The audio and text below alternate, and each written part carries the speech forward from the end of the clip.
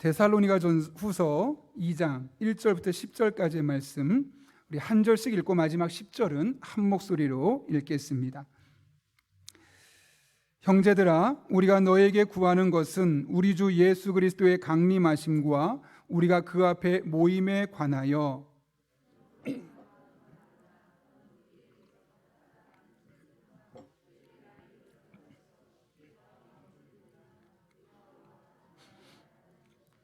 누가 어떻게 하여도 너희가 미혹되지 말라. 먼저 배교하는 일이 있고 저 불법의 사람 곧 멸망의 아들이 나타나기 전에는 그날이 이르지 아니하리니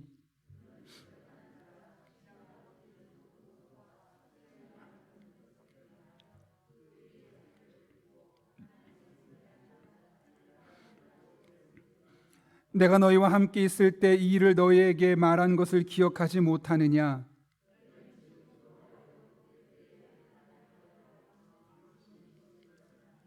불법의 비밀이 이미 활동하였으나 지금은 그것을 막는 자가 있어 그 중에서 옮겨질 때까지 하리라.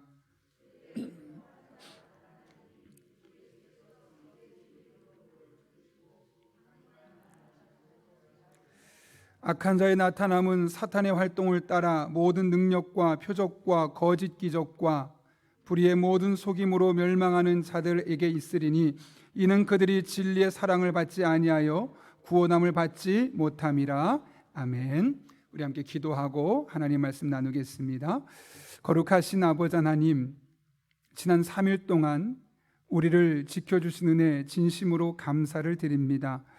우리들의 삶 속에 여러 가지 고민도 있고 스트레스도 있고 결정할 일도 많았습니다. 그 순간순간 우리와 친히 함께 해주셔서 그 모든 것 이겨내게 하셨고, 오늘 이렇게 주님 앞에 나와 말씀 듣고 기도하게 하셨사온데, 오늘 주시는 말씀이 우리의 신비에 새겨지게 하시고 이 말씀으로 말미암아 우리의 삶이 새로워지는 복된 시간 되게 하여 주옵소서. 예수님의 이름으로 기도하옵나이다. 아멘. 우리 한번 앞뒤 좌우에 있는 분에게 꼭 얼굴 눈 마주치시면서 최소한 3분 이상 이렇게 인사하겠습니다. 하나님 안에서 행복하세요. 이렇게 인사하고 축복합니다. 네.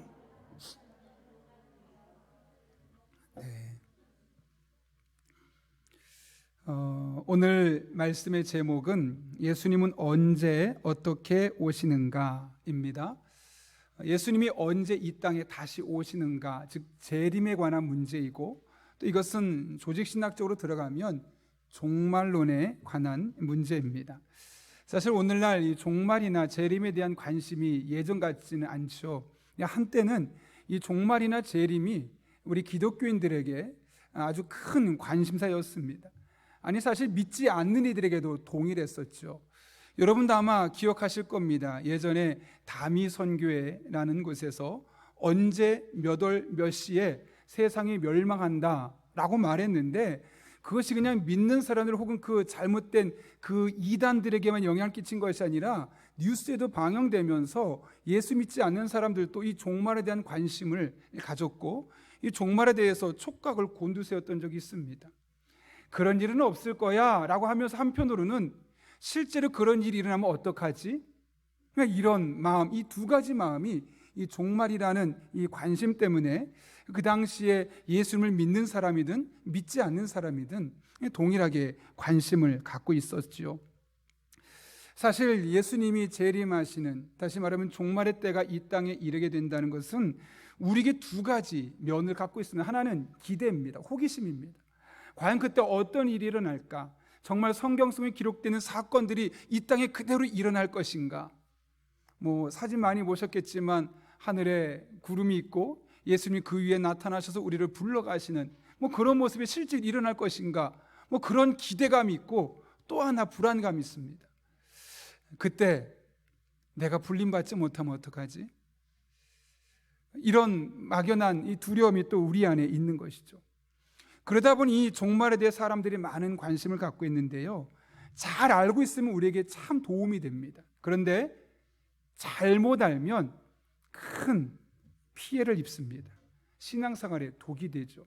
실제로 우리나라 여태까지 종교, 특히 기독교와 기독교의 아류로 인식되었던 수많은 이단들을 보게 되면 항상 무엇을 가지고 성도들 협박하고 긴장감을 주고 그들을 자신이 원하는 대로 이끌어갔느냐? 종말론입니다. 그 세상 멸망한다. 언제 어떻게 멸망할지 모른다. 그런데 너의 직업이 무슨 소용이 있느냐? 네가 벌어놓은 돈이 너에게 도대체 무슨 의미가 있느냐? 가져와라. 그리고 교주들이 배를 불리는 그런 일들이 한국 교회사에 계속해서 이어져 왔고요. 신기한 것은 그것이 끊어질만 한데 새로운 사람이 나타나서 계속 그 명맥을 이어오고 있다는 거죠. 사실 우리가 알고 있는 신천지 이만희도 그냥 본인이 다 만들어낸 것이 아니라요, 과거에서부터 있었던 걸 조금씩 변화시켜가면서 해온 건데, 수많은 사람들이 거기에 끌려가면서 자신도 모르는 사이에 거기에 흠뻑 젖어 있죠. 문제는 그들이 말하는 것이 옳다면 상관이 없는데 잘못된 것을 전하는데 수십만 명이나 되는 사람이 거기서 끌려가서 거기서 그것이 전부인 양 살아가고 있다는 겁니다. 요즘 신천지가 조용하죠. 위험합니다. 조용하다는 이야기는 뭔가 숨어서 더 많은 사람을 미혹하고 있다는 것이기 때문에 그렇습니다. 어찌되었든 그런 의미에서 우리가 종말을 잘 알아야 합니다. 잘 알면 그런 곳에서 신천지와 또 다른 수많은 이단들에서 말하는 것들을 우리가 잘 분별해낼 수 있는데, 그렇지 않으면 속아 넘어갈 수밖에 없고 우리도 모르는 사이에 왜곡된 신앙생활을 하면서 신앙생활이 즐거워야 되는데 늘 불안한 겁니다. 걱정 속에 하는 겁니다. 그래서 오늘 우리가 예수님은 언제 어떻게 오시는가, 이 종말의 때 예수님의 재림에 어떤 일이 있고 우리가 어떻게 또 준비해야 될지를 살펴보려고 합니다. 먼저 첫 번째로 예수님의 재림을 우리가 고찰해야 되는 이유는 1번에 1번 보시면 예수님께서 계속해서 재림을 가르치셨고 자주 언급하셨고 설교하셨다는 겁니다. 마태복음 24장과 25장에 대해서 계속해서 이 말씀을 가지고 아주 디테일하게 우리에게 설명해 주고 계시죠.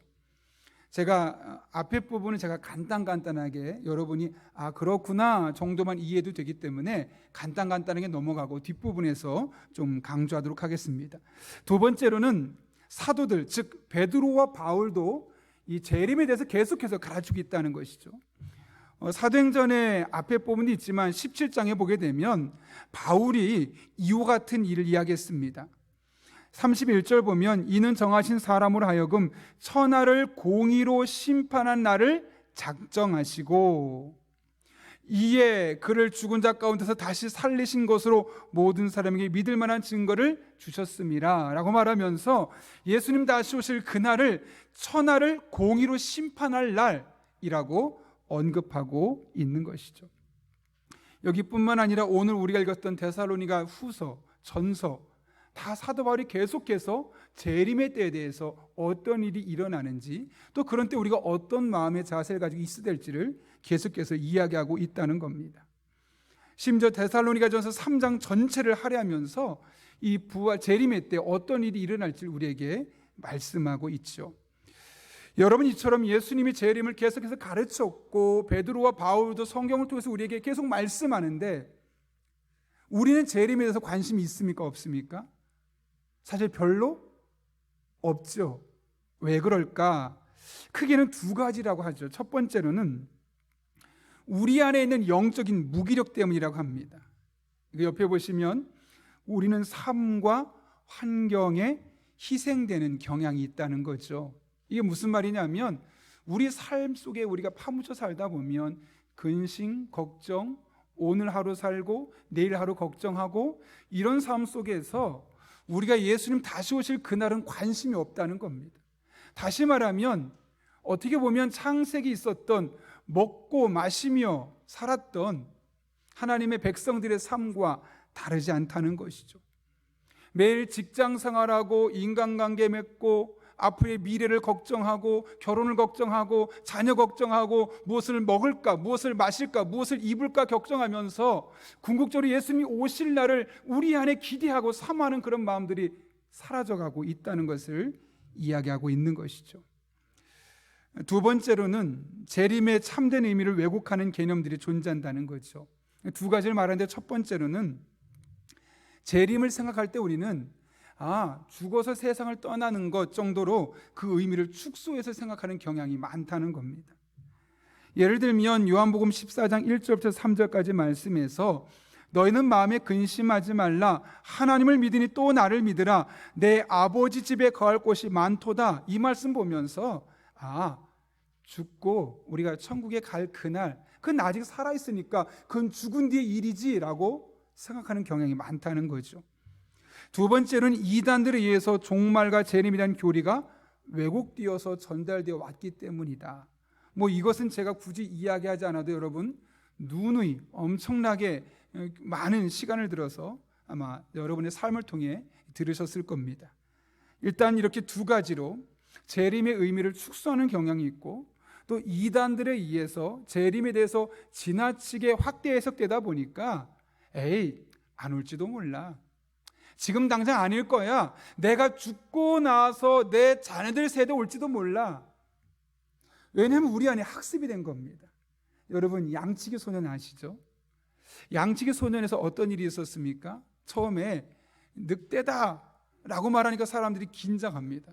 그런데 한 번, 두 번 계속 들었지만 그런 일이 일어나지 않으니까 나중에 어떻게 됩니까?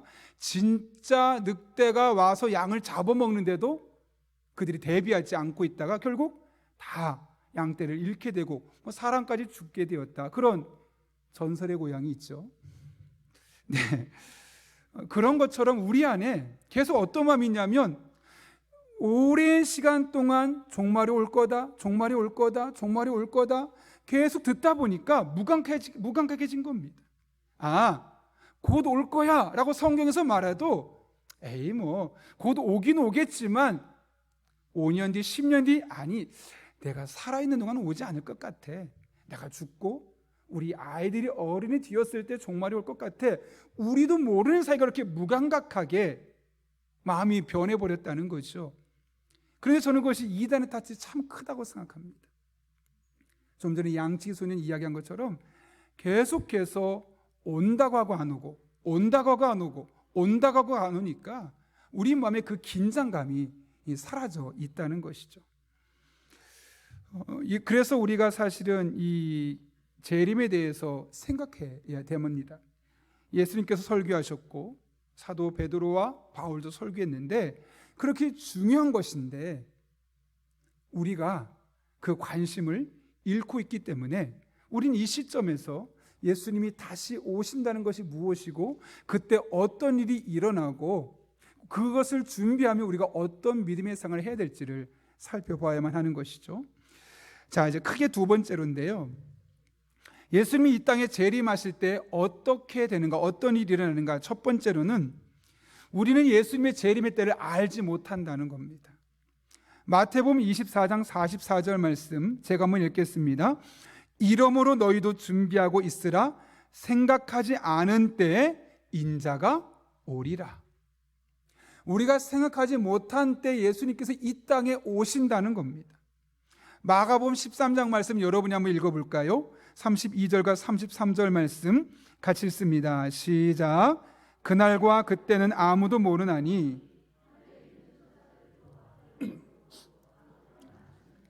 주의하라, 깨어있으라. 그때가 언제인지 알지 못함이라. 아멘. 그러니까 예수님께서 이 땅에 다시 오시는 날, 그리고 심판하시는 그날 아무도 모른다는 겁니다. 하늘에 있는 천사도, 여기 아들은 바로 예수님을 말하는 거죠. 예수님도 모르시고 아버지만 아신다. 여기 아버지는 하나님 아버지를 말합니다. 삼위일체 하나님 중에 성부 하나님, 성자 예수님, 성령 하나님이 계신데 성부 하나님만 알고 계시고 성자 예수님조차도 이 땅에 재림의 날이 언제인지 모르셨다는 거죠. 그래서 뭐라고 말합니까? 주의해서 깨어 있으라. 왜냐? 그때가 언제인지 모르기 때문에. 그런 의미에서 예수님께서 곧 오실 것이다 라는 말까지는 괜찮은데 언제 오신다라고 때를 말하거나 시간을 말하거나 연대를 말한다면 다 가짜입니다. 다 거짓말입니다. 아무리 그 사람이 유명하고 아무리 그 사람이 많은 사람에게 알려진 사람이라 할지라도 언제 어느 시점에 종말이 올 것이다, 그때 예수님이 이 땅에 오신다라고 말한다면 다 가짜고 다 거짓말입니다. 그런데 정말 많은 사람들이 그런 거짓에 넘어가서 불행한 삶을 살고 있죠. 아이들을 학교에 보내지 않습니다. 집을 팝니다. 직장을 그만둡니다. 공동체로 들어가고 헛된 기도만 할 뿐입니다. 여러분 주변에 그런 분 없습니까? 제가 전에 교회에 있을 때 한 분이 저한테 부탁을 하는 겁니다. 목사님 기도해 주세요. 뭔데요? 제 형이 이단에 들어갔는데 아무리 얘기해도 듣지 않습니다. 또 한 번은 제가 이제 저희 교구 권사님이셨는데 딸이 결혼을 해야 되는데 알고 보니까 이단에 속해 있는 그곳에 그러니까 상대 쪽이죠. 그 부모들이 그곳을 다니고 있는 겁니다. 그 사위감하고 결혼을 해야 될 것 같은데 목사님은 어떻게 해야 되냐고 제가 뭐라고 했을까요? 여러분이 목사라면 뭐라고 말했겠습니까? 성도가 있는데 권사님이 계시는데 권사님 딸이 결혼 날짜를 잡고 결혼하려고 다 마음을 먹었는데 상대편 신랑 측 부모님이 그리고 신랑이 이단 측 교회를 다니고 있다는 거죠. 제가 뭐라고 했을까요? 파혼하세요. 파혼했을까요? 결혼했을까요? 결혼했습니다. 그 집이 잘 살거든요. 돈 많거든요. 포기하지 못하겠다는 거예요. 너무너무 마음이 아팠어요. 여러분 그 상황에 뭐가 중요할까요? 돈 많은 집에 시집 가는 게 딸에게 복일까요? 아니면 신앙적으로 바르게 서서 자신에게 주어진 삶에서 하나님과 함께 호흡하며 자기에게 주어진 삶을 열심히 살아가는 삶이 훨씬 더 중요할까요? 당연히 후자 아니겠습니까? 여러분 그 상황이라면, 여러분의 딸이 그런 상황이라면 여러분은 어떻게 하시겠습니까? 물론 양가 이미 약속까지 했습니다. 날짜까지 잡았다고 합니다. 그리고 나서 상대방이 이단에 속해 있는 걸 그제서야 안 겁니다. 그 전에 몰랐다가. 어떻게 하는 게 맞을까요?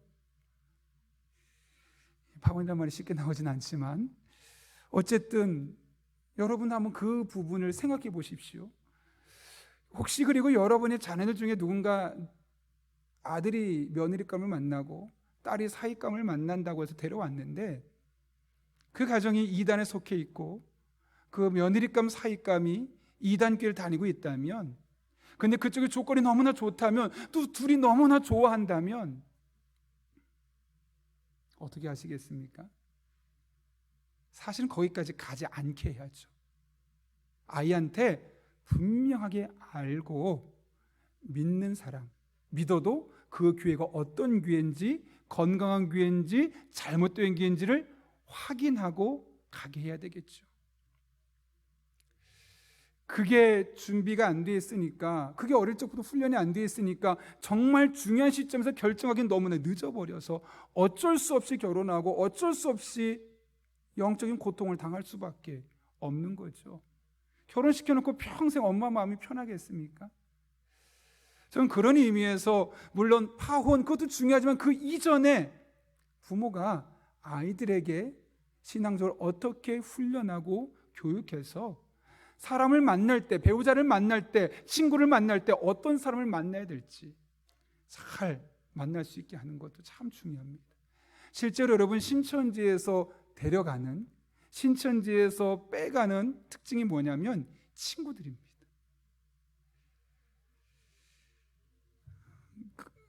그런 맥락에서 우리가 예수님의 재림의 때를 아무도 모른다는 사실을 분명히 기억하고, 혹시나 그런 힌트나 암시를 준다면 그것은 절대로 가지 말아야 할, 정말 보찜을 들고 싸서라도 말려야 될 겁니다.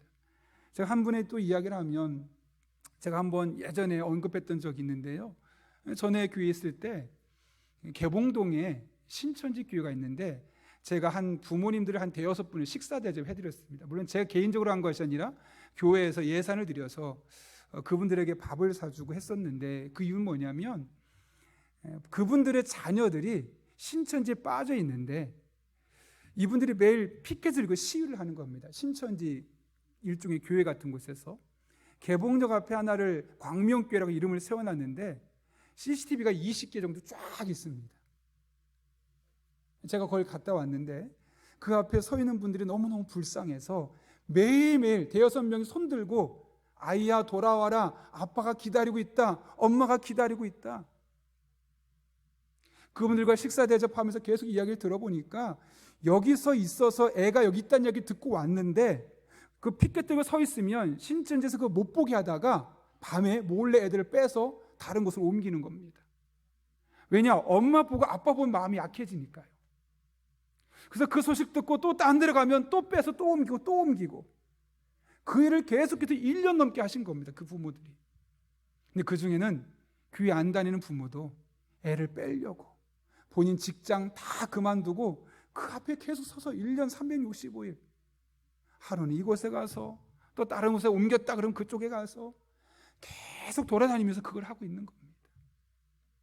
그때 가서도 너무 귀한 모습이 있죠. 아이가 잘못되지 않길 바라는 모습 너무너무 귀한 모습인데 그 전에 그런 길에 가지 않도록 사실 잘 교육하고 그 마음을 다스려 줬어야 되죠.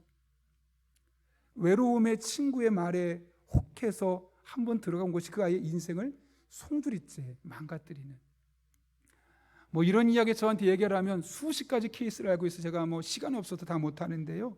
정말 너무너무 중요합니다. 두 번째로는 재림시의 최종적인 결과들은 두 가지로 나타나는데요. 첫 번째는 불신자는 심판하시고 두 번째로 신자들에선 상급이 있다는 겁니다. 굳이 설명하지 않아도 잘 아시겠죠. 세 번째로는 예수님께서 이 땅에 재림하실 때는 육체적인 모습을 입고 오신다는 거죠. 사도행전 1장 11절에서 이렇게 말합니다. 이르되 갈릴리 사람들아 어찌하여 서서 하늘을 쳐다보느냐 너희 가운데서 하늘로 올려주신 예수는 하늘로 가심을 본 그대로 오시리라 하였느니라. 이외에도 여러 성경 구절을 보게 되면 예수님께서 육체로 이 땅에 오실 것을 말씀합니다. 그러니까 재림시는 예수님의 모습을 우리가 선명하게 육체적인 모습을 보는 거죠. 연기처럼 뿌옇거나 그런 희미한 형상이 아니라 우리 같은 인간의 몸을 입고 이 땅에 재림하신다고 분명히 말씀하고 있는 것이죠. 이 정도만 우리가 재림시에 관해서 알면 되고요. 그 다음 세 번째입니다. 그러면 재림할 때 도대체 언제쯤 예수님이 이 땅에 오실까라고 했을 때 한 5가지 정도 되죠. 제가 짧게 언급하겠습니다. 첫 번째로는 모든 민족들에게 복음이 전파된다는 겁니다. 마태복음 24장 14절 말씀, 이 천국 복음이 모든 민족에게 증언되기 위하여 온 세상에 전파되리니 그제야 끝이 오리라. 온 세상에 복음이 전파될 때 그제야 끝이 온다. 그럼 당장 우리 머릿속에 계산하죠. 지금 전 세계적으로 아직 복음이 들어가지 않은 곳이 어딜까? 아직 남아있지, 오지에 남아있지. 사람들의 발길이 닿지 않은 아마존 저 깊숙한 곳에는 발길이 남아있지. 그럼 그 종말이 오겠구나. 아직 멀었겠구나. 그때까지 복음이 전해지려면 오래 걸리니까. 그러면서 사실 우리 마음에 약간의 안심되는 마음이 있습니다. 사실 제가 그랬거든요. 제가 평신도 때 그래, 온 세상에 복음이 전파된다고? 그러면 우리가 알고 있는 그런 나라들은 복음이 전파되지만 정말 아마존 깊숙한 밀림 속에까지 복음이 다 전파되려면 그 시간 많이 남았겠다 라는 생각을 했었습니다. 그런데 여러분, 성경은 참 재미있게도요, 이 온 세상에 복음이 전파된다는 것이 아마존 깊숙한 곳까지도 의미하기도 하지만 또 한편으로는 이렇게 표현하기도 합니다. 골로새서 1장 23절 보면 이렇게 말합니다. 만일 너희가 믿음에 거하고 터 위에 굳게 서서 너희 들은 바 복음의 소망에서 흔들리지 아니하면 그리하리라. 이 복음은 천하 만민에게 전파된 바요. 이미 사도 바울이 말하는 겁니다. 약 2000년 전에 사도 바울이 말하는 거죠. 이미 천하 만민에게 복음이 전파됐다고 말합니다. 이걸 어떻게 해석해야 될까요? 그러니까 어떻게 보면 이미 천하 만민에게 복음이 전파돼서 이미 종말의 때일 수 있다는 거죠. 그러나 또 한편으로는 아직 복음이 더 전파될 곳이 남아 있어서 하나님께서 기다리고 계신 걸 수도 있다는 겁니다. 그러니까 이 양면성을 우리가 함께 봐야 된다는 거죠. 앞으로 많이 남아 있어 어디 될지 몰라 라기보다는 이미 천국 복음이 온 세상에 전파되어 있다라고 성경은 보고 있다는 것. 이 사실 우리가 잊지 말아야 된다는 거죠. 중요한 건 이 한 가지 사실만으로 종말이 아니라 여러 가지 징조들이 종합될 때, 예컨대 이런 거 있지 않겠습니까? 저도 이제 아내랑 아이를 처음에 가졌을 때 아이 가진 것 같아. 그런데 여러분, 아이가 가진 것 같아라고 했을 때 뭐 속이 메스껍다고 해서 다 아이 가진 거 아니잖아요. 그렇지 않습니까? 뭐 놀이기구 바이킹 타고 와서 속이 니글니글 거리는데 나 아이 가진 것 같아. 그럼 돼요, 안 돼요? 안 되죠. 여러 가지 증상들을 종합해보고 다 맞을 때 아이 가졌구나, 이렇게 되는 거 아니겠습니까? 그런 것처럼 이 예수님 재림 전에 일어나는 일들이 여러 가지 증사들이 있는데 하나만 보고 재림 이구나, 곧 오시겠구나라고 말하면 안 된다는 거죠. 그런 의미에서 두 번째를 보게 되면 대환란이 일어난다는 겁니다. 마가복음 13장 19절 20절 보게 되면 이는 그 날들이 환란의 날이 되겠음이라. 하나님께서 창조하신 시초부터 지금까지 이런 환란이 없었고 후에도 없으리라. 만일 주께서 그 날들을 감하지 아니하셨더라면 모든 육체가 구원을 얻지 못할 것이거늘 자기가 택하신 자들을 위하여 그 날들을 감하셨느니라. 환란의 날이 너무 길면 못 견디니까 환란의 날을 하나님께서 줄여주셨다라는 이야기죠. 그런데 이 환란에 대해서도 두 가지 의미가 있습니다. 아직 이 최종적인 환란이 이 땅에 오지 않았죠. 물론 지금 코로나 바이러스도 있고 또 여러 가지 전쟁도 있고 여러 가지 환경 재해도 많이 나타나니까 종말의 때가 다가오고 있구나라고 우리가 인식하고는 있지만 이 완전한 환란의 날이 오지 않았음을 우리가 알고 있지만 성경적인 관점에서 이 당시 사람들이 이 환란의 날은 로마와 유다의 전쟁이 있었던 AD 66년부터 70년 사이에 그 전쟁을 또한 의미하기도 했다는 겁니다. 왜냐하면 그 당시에 여러분, 로마 티투스가 이끄는 로마군이 예루살렘을 침략했는데요, 그때 모든 성을 다 허물어 버렸습니다. 그리고 약 240만 명이 예루살렘에 살았는데 그 중에 절반이 120만 명을 다 죽여버렸습니다. 그러면서 이 로마 군인들이 이 유대인들에게 자신들이 얼마나 강력한지를 보여주고 우리한테 함부로 대들지 말라라고 해서 보여주기 위해서 남겨둔 게 뭐냐면 통곡의 벽입니다. 사진 잠깐 보시면 제가 한번 준비했는데요, 작아서 보이나요? 밑에 보시면 시온문이라고 되어 있고 오른쪽에 보면 분문이라고 되어 있습니다. 분문하면 여기 좀 생각나는 분이 계실 겁니다. 성지순례 갔다가 딴 길로 가실 분이 있으셨는데, 분문이 뭐냐면 변, 이 성전 안에 있었던 변을 다른 문으로 못 보내고 그 문으로만 보내는 겁니다. 그래서 분, 뭔지 알죠? 똥입니다. 그런데 그 분문 옆에 쪽 오른쪽에 보면 골드 게이트라고 되어 있죠. 황금문. 그쪽이 바로 통곡의 벽입니다. 예루살렘 성전도 그 옆쪽이. 황금문 안쪽에 통곡의 벽이 보이죠? 왼쪽에. 근데 그 분문이, 황금의 문이 왜 중요하냐면 지금 여기 보시면 황금의 문 있고 통곡의 벽이 있는데요, 이 통곡의 벽을 지금 이 로마 군인들이 남겨놓고 나머지는 다 무너뜨린 겁니다. 그래서 지금도 이 예루살렘의 성지순례 가면 저 통곡의 벽에서 유대인들이 계속해서 울면서 기도하죠. 성지순례 가신 분들 보셨을 겁니다. 그런데 이 문이 왜 중요하냐? 지금 이 당시 사람들은 우리가 이런 시련을, 환난을 당했다. 그런데 예수님이 다시 오실 것이다. 그때 어디로 오시느냐? 저 황금문으로 들어오신다. 그래서 여러분, 그 다음 사진 보시면요, 저기 가운데 문 하나 보이죠? 막아놨습니다. 저 문은 쓰러지지 않도록. 그리고 그 앞에 하얀 게 있거든요. 한번 다음 사진 볼까요? 여기 하얀 거 보이죠? 무덤입니다. 예수님께서 저곳으로 오실 때 저 무덤 앞에 있는 사람이 가장 먼저 부활할 것이다. 그래서 저긴 그럼 누가 묻혀 있을까요?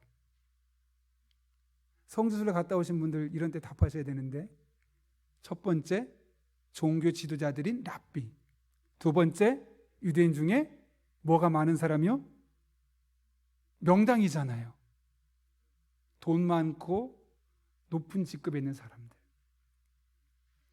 그러니까 그들의 마음속에 이 통곡의 벽에서 그들이 환난당했던 것들, 고난당했던 것들을 기억하며 예수님 재림하실 때 저 문으로, 미문으로, 성전 미문이라는 얘기 들어보셨죠? 저 골든 게이트가 미문이거든요. 저곳으로 들어오실 것이고 저곳으로 임하실 거니까 그 앞에 있는 사람이 가장 먼저 공중으로 들림받을 것이다 해서 저 앞에 무덤이 있고 그곳엔 유대인 종교 지도자들과 돈 많은 사람들, 유명한 사람들이 그곳에 무덤을 두고 있다는 거죠.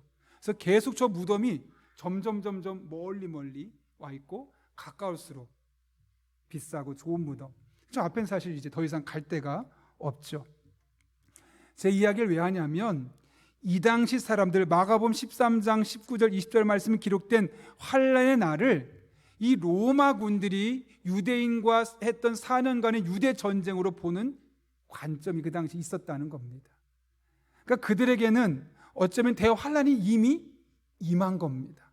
왜냐하면 240만 명 중에 120만 명 되는 사람이 다 죽어나갔거든요. 엄청난 살상이죠. 용인시가 몇만 명이죠? 한 110만 명 되지 않습니까? 그 용인시에 있는 사람이 다 죽어버린 겁니다. 더 많은 사람이.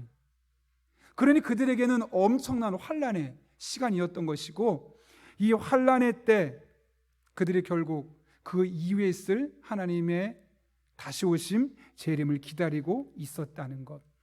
그래서 이 환란의 때가 이미 왔다라고 말하는 사람도 있고 앞으로 더 큰 환란이 있을 것이다 라고 말하는 사람도 있어서 이 두 가지를 우리가 다 기억하면서 첫 번째로 뭐라고요? 모든 민족의 복음이 전파되었고 대환란도 이미 있다. 그러나 또 한편으로는 복음이 더 전파되어야 되고 환란이 더 큰 환란이 있을 수도 있다. 이 두 가지 가능성을 항상 우리가 염두에 두어야 된다는 거죠. 세 번째로는 이적들과 기사들을 행하는 거짓 선지자들이 이 말세 때 많이 나타난다는 겁니다. 여기 보면 24절 이렇게 말합니다. 거짓 그리스도들과 거짓 선지자들이 있다는 겁니다. 여기 거짓 그리스도는 뭐냐면 내가 바로 예수다 라고 말하는 사람들, 이단이죠. 전형적인 이단의 교주들입니다. 근데 더 문제가 뭐냐면 그 거짓 그리스도를 따르고 그가 거짓 그리스도임을 말하는 거짓 선지자들, 오늘날로 말하면 가짜 목사들. 목사라고 말하는데 진짜 목사가 아닌 사람들이 등장하게 될 것이죠.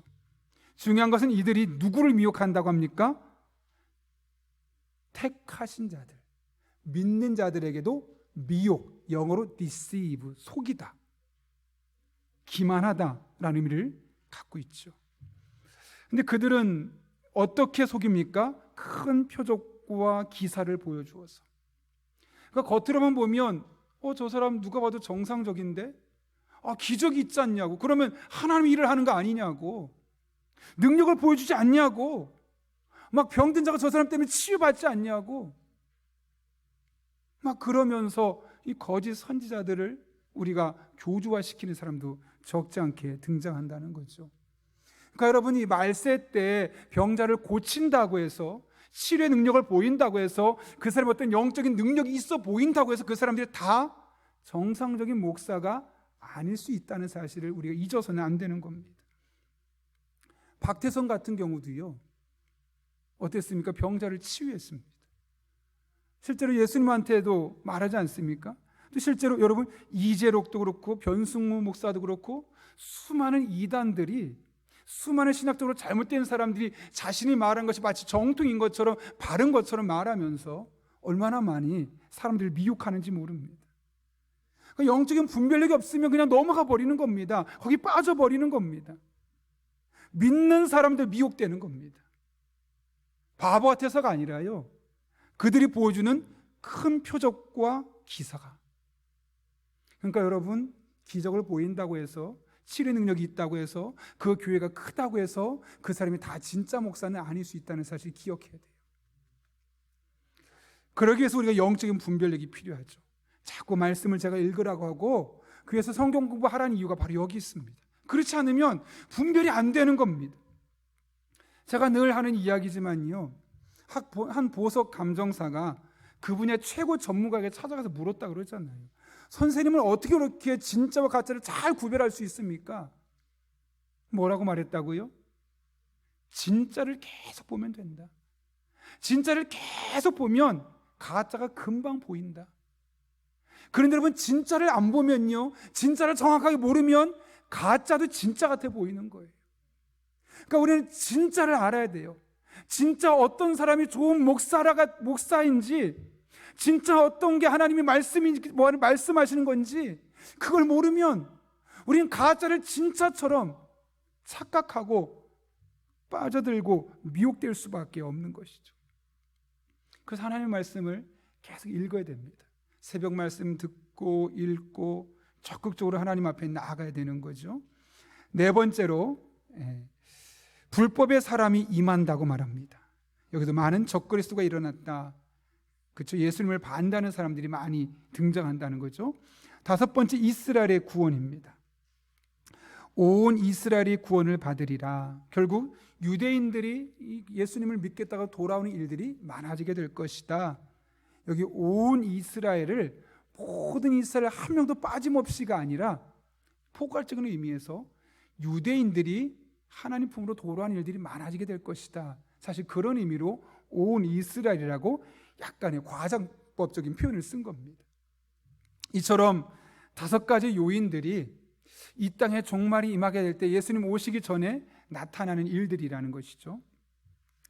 마지막으로 제가 하고 마치겠습니다. 그렇다면 예수님의 재림을 생각하면서 우리가 일상에서 어떻게 살아야 될지, 첫 번째로는 간절히 고대해야 한다는 겁니다. 요한계시록 22장 20절 말씀 보게 되면 끝에 말합니다. 아멘, 주 예수여 오시옵소서. 근데 그 앞에 어떤 말씀이 있습니까? 내가 진실로 속히 오리라. 주님께서 말씀하실 때 아멘, 주 예수여 오시옵소서라고 말하고 고백했다는 거죠. 초대교회 교인들은. 여러분은 어떠십니까? 만약 예수님께서 내일 오신다고 하면 오세요라고 말하겠습니까? 예수님 조금만 기다려주세요. 몇 달만 기다려주세요. 아니 올해까지만 기다려주세요. 저 아직 할 거 많이 남았어요. 저 아직 쓸 거 남았어요. 저 아직 이루고 싶은 것 많아요. 그러니까 내일 오지 마시고 조금만 더 있다 오세요. 제 젊음도 불태워보고 싶고요, 제가 뭐 하는 것도 남은 거 다 쓰고 가고 싶어요. 좀만 있다 오세요 라고 말하지는 않습니까? 여러분, 내일 예수님께서 오신다고 그런다면 여러분 아멘 주 예수여 오시옵소서라고 말하겠습니까? 아니면 일주일만 기다려주면 좋겠다는 마음이 드십니까? 솔직하게 마음속으로 한번 생각해 보십시오. 왠지 내일 오시면 좀 아쉽지 않습니까? 우리 솔직해지시죠? 좀 아쉽잖아요. 일주일만 기한을 주면 가족들과 여행도 갔다 오고, 먹고 싶은 것도 먹고, 사고 싶은 것도 한번 이번 그동안 못 샀던 거 한번 사보고, 해보고 싶은 거 한번 해보고 막 그러고 싶잖아요. 근데 초대교회 교인들은 그게 아니라 오시옵소서, 빨리 속히 오리라. 예, 언제든 오시옵소서. 웨인 그루뎀이라는 신학자 이런 말을 했어요. 우리가 그리스도의 재림을 실제로 고대하는 정도가 그 순간 우리 자신의 삶의 영적 상태의 척도이다. 다시 말하면 예수님이 다시 오실 그날을 내가 얼마나 기대하고 있느냐가 그 사람의 영적인 상태를 가늠해 준다는 거죠. 언제든 오십시오. 빨리 오십시오. 지금 오십시오. 오늘 밤도 괜찮습니다. 이 말은 뭐냐면 성령 충만한 상태예요. 하나님과 끈끈한, 영적으로 아주 긴밀한 상태에 있는 거예요. 근데 조금만 있다 오세요. 하루만 시간 주십시오. 그 말은 뭘까요? 약간 멀어져 있다는 거예요. 일주일만, 한 달만 조금 더 하나님과 지금 관계 개선이 필요하다는 거예요. 두 번째로 마지막입니다. 선한 일을 열심히 하는 하나님의 백성으로 살아가야 합니다. 이거 말씀은 같이 한번 읽겠습니다. 시작. 그가 우리를 대신하여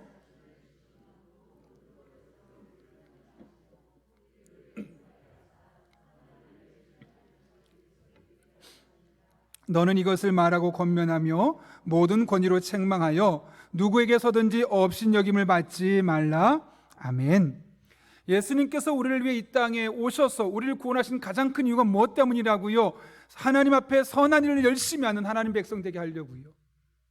그래서 사람들에게 업신여기지 않게 하려고요. 다른 말로 하면 선한 일을 하면 업신여김을 당하는 것이 아니라 존귀여김 받죠. 여러분 혹시 오늘 기사를 하나 보셨는지 모르겠습니다. 충남 공주의 한 경찰서 이 지구대에 2명의 어린아이가 종이 가방을 하나 놓고 갔는데 여자 경사가 이 CCTV를 보고 뭔가 놓고 가니까 급한 마음에 나가서 봤는데 아이들이 사라진 겁니다. 뭔가 봤더니 종이 가방 안에 돼지 저금통 3개가 있었죠.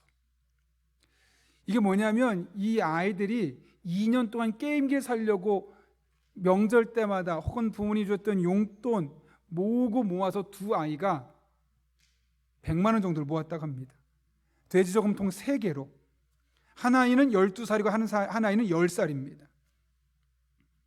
그런데 이 추운 날씨에 고생하는 사람이 많다는 이야기를 듣고 게임기를 살 돈 2년 동안 열심히 모았는데 이거 어려운 사람들 도와주세요 라고 말하면서 그 앞에 놓고 경찰서에 제가 이거 놨어라고 말한 게 아니라 몰래 놓고 도망갔다는 거죠.